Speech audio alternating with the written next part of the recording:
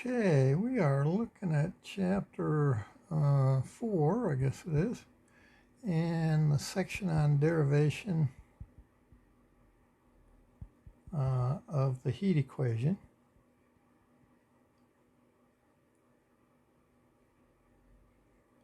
Okay, now, so they mentioned the principle of conservation of heat.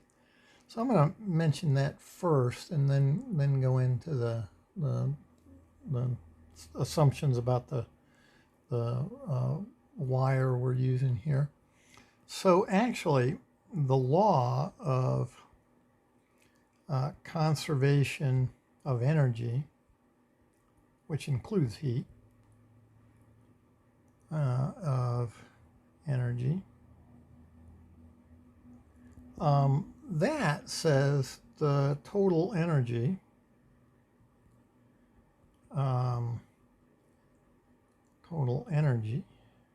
there we go, of an isolated system, so one that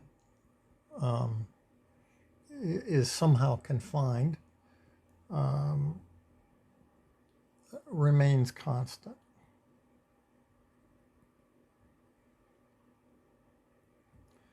So for instance, if you could turn light energy into possibly a combination of heat energy and electrical energy, and in doing so, if you carefully measured everything, you would find that the total energy of the light was equal to the total energy of the heat plus the total energy of the electricity. So that's the actual conservation of energy law.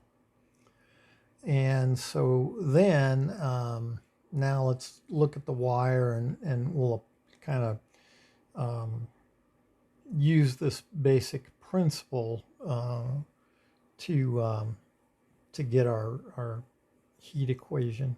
Okay, so assumptions.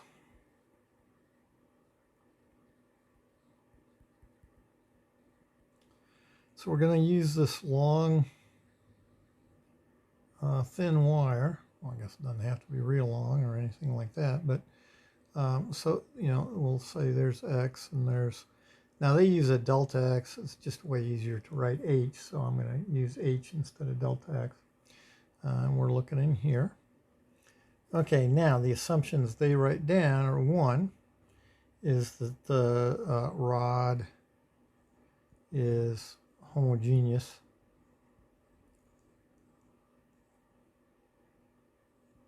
Okay, so it's not, it's not changing composition or anything like that inside there. Two, laterally insulated.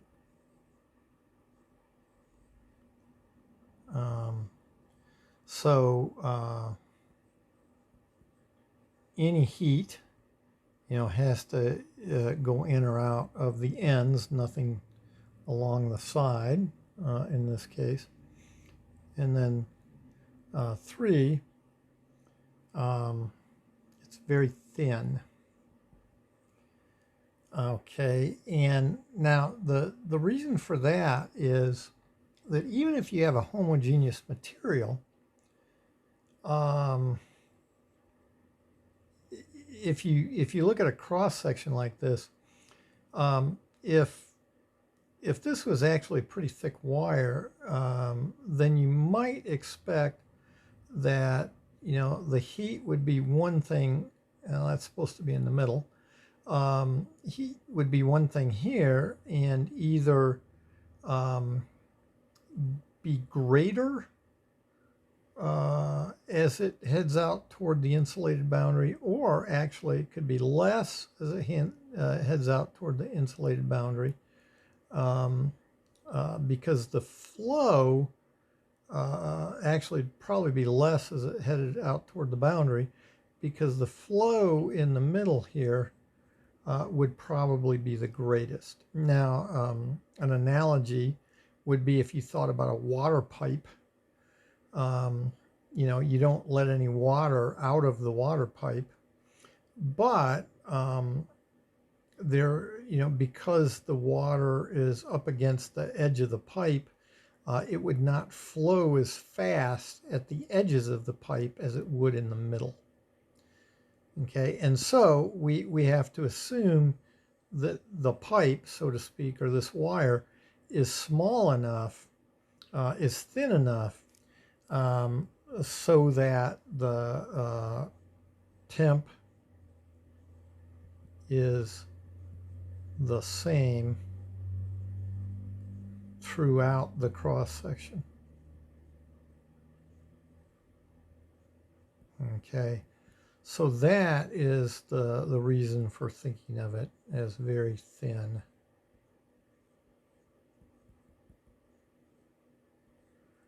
Okay, so those are the assumptions.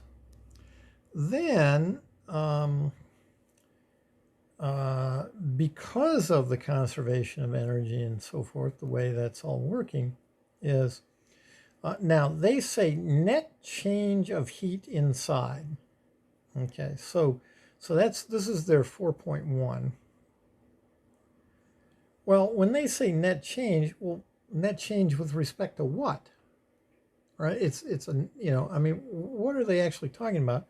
Well, what they're actually saying here is they're going to say that the rate of change, so that's their net change, okay? The rate of change, okay, rate of change of heat, well, actually of total heat, we'll make sure we say here, at least in the beginning, of total heat inside that one small segment, x plus delta, or plus h here. Okay, so inside that small segment is equal to, okay, so we've got the rate of change, oh, well, sorry, here rate of change with respect to what? Okay, forget that is equal to, I'll get that in a minute. Rate of change of total heat inside there with respect to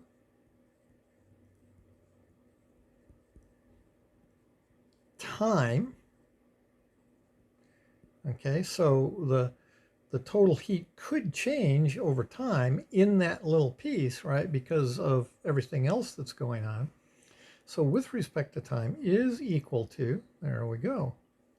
Now we can say that. Two things could be happening.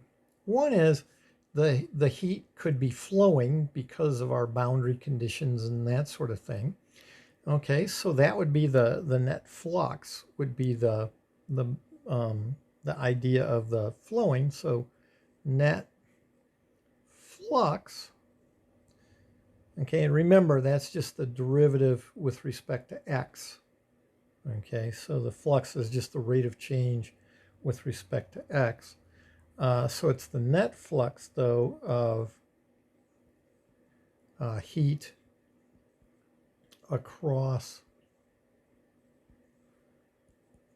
the boundaries.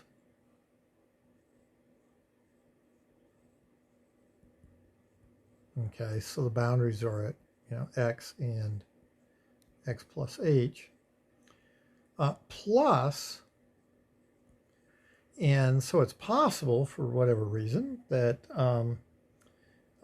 we could have a total heat plus, well, actually it's the rate of change of any total heat. So rate of change, again, with respect to time,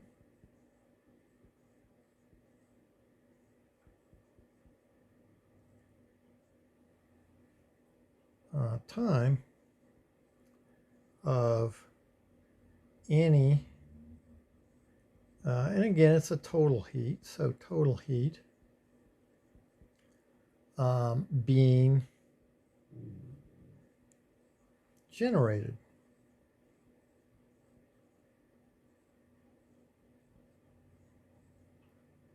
Inside that particular segment, x and to x plus h. Okay, so when they, up there when they say net, of the total heat, net change of the total heat, well, what they're really saying, rate of change of the total heat with respect to time. Okay, so then they point out, well, total heat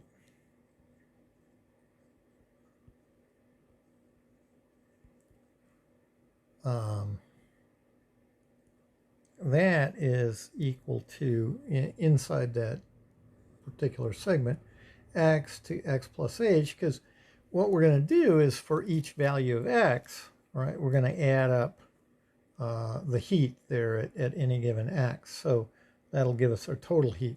Now we need some constants. They mentioned C rho A, and then our heat. Now we got to use a dummy variable here. This is normally an x, but since we're using x here in our limits of integration, we use a dummy variable s instead, and then say ds, like that. So that's our total heat. And they point out that the C is equal to thermal capacity. Okay, and that has something to do with the ability to store heat. If you look something like that up, you'll see things like talk about potatoes, for instance, have a very high thermal capacity, which then is also why they take a long time to heat up in the oven. Rho is the density of the rod.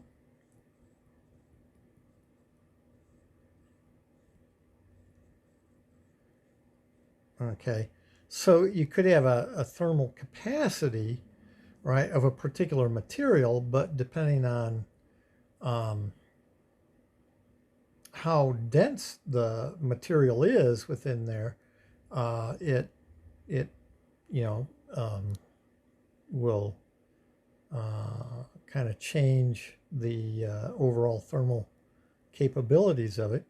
And then that density, to get the actual amount of material, we take the density times the cross-sectional area.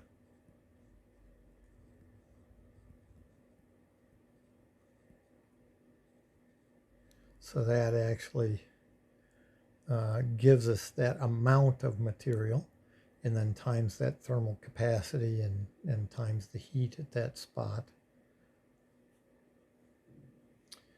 Okay, so those are those constants. Now, so going back to this, right, this is a rate of change with respect to time. Okay, so that says to make that equation, actually we're going to take the derivative of that total heat. So we've got the derivative of x to x plus h of the C rho A U of S and T ds with respect to time. Well, that, I'm going to move the constants out, which is what they do. So I say I'm just following what they did. And then integral from x to x plus h. You're left with the u, but we can, under properties of integrals and so forth, we can move that derivative inside, and so we get the partial of u with respect to t of s and t ds. So we have that, but then that is equal to, and now we do our flux, right, our net flux across the boundaries, and also the heat being generated. So the flux, remember, that's just proportional. That was Newton's law, really. So we get our K, our constant proportionality, times our cross-sectional area. And then here we have the flux, so that's U sub x at the right, so that's x plus h and t, and then minus the flux at the left, so that's x and t. So see, that's our net flux, the flux at the right minus the flux at the left. That's our net flux. And then plus, okay, and our cross-sectional area again. And we have our integral from x to x plus h. And here we've got a function representing the heat being generated per unit time. So notice no derivative out here, but the units of this particular function, f, they are going to be per unit time or per second, usually something like that. And so this will have the right units, because you talk about f in terms of a rate of change to begin with. So it's already got that derivative in it. And again, just to clean it up a little bit, so K, that constant proportionality, is the thermal conductivity, they call it, of our material. And then F of X and T is the external heat source. Now, external's kind of a funny thing there, because, with insulated boundaries, it's something going on besides the boundary conditions. So, and they point out that that's in their case, they're using calories, but you could use any sort of measure of energy. So they say that's calories per centimeter per second. So you see the per second, the rate of change there. Okay, so right there, that is equal to all this is the beginnings of our heat equation. Okay, it's not in the form we have it, that's for sure. But we'll look at that in the next video. And so we have this on the left hand side, and there's where you can see the U sub T as we have in our heat equation. And on this side over here, on the right hand side, we see at least the beginnings of, here's a U sub x and a U sub x. So there's the first derivative with respect to x. We're going to have a second derivative when all is said and done here. So, all right. So that is at least the beginnings of the derivation of the heat equation.